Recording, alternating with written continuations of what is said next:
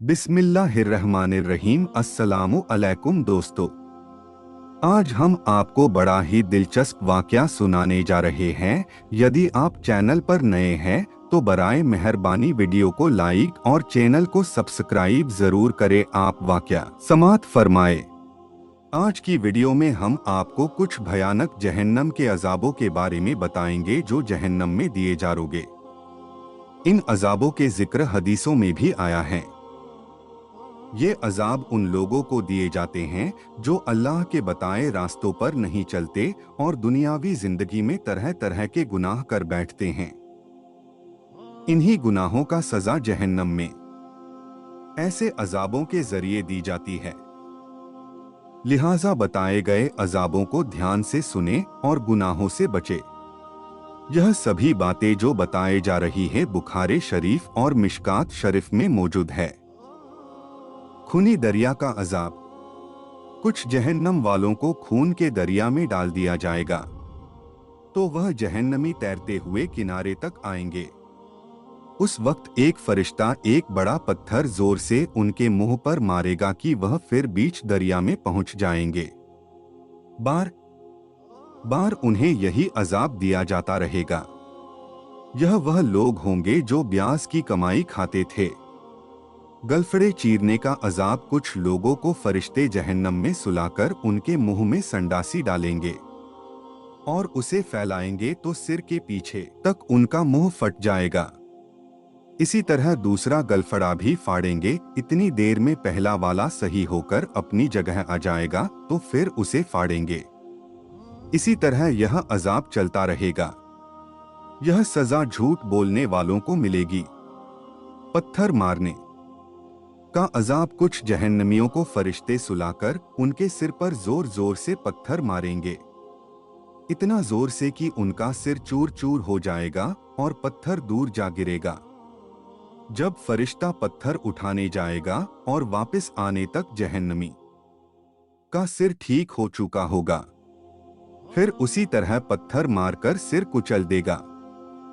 लगातार यही अजाब होता रहेगा। मुंह नोचने का अजाब। मेराज की रात प्यारे रसूल पैगंबर हजरत मोहम्मद सल्लल्लाहु अलैहि वसल्लम जन्नत और जहन्नम की सैर करते हुए गुजर रहे थे। आपने देखा कि जहन्नम में कुछ लोग तांबे के नाखूनों से अपना सीना और चेहरा नोच रहे हैं। आपने हजरत जिब्राइल से जब उनके बारे में पूछा तो उन्होंने बताया कि यह लोगों की कीमत करने वाले, उनकी इज्जत से खेलने वाले लोग हैं जिसकी सजा इन्हें मिल रही है। सांप बिच्छू का अजाब। हदीस शरीफ में है, जहन्नम में ऊंटों के बराबर बड़े बड़े सांप हैं। वह इतने जहरीले होंगे कि एक बार काटेंगे तो 40 साल तक जहर के दर्द का असर खत्म नहीं होगा। इसके अलावा वहां खच्चर जितने बड़े बिच्छू होंगे जो डंक मारते रहेंगे। उनके एक बार डंक मारने की तकलीफ भी 40 बरस तक रहेगी। कुछ जहन्नमियों के गले में सांपों की माला पहना दी जाएगी। यह जहरीले सांप उन्हें बार बार काटते रहेंगे।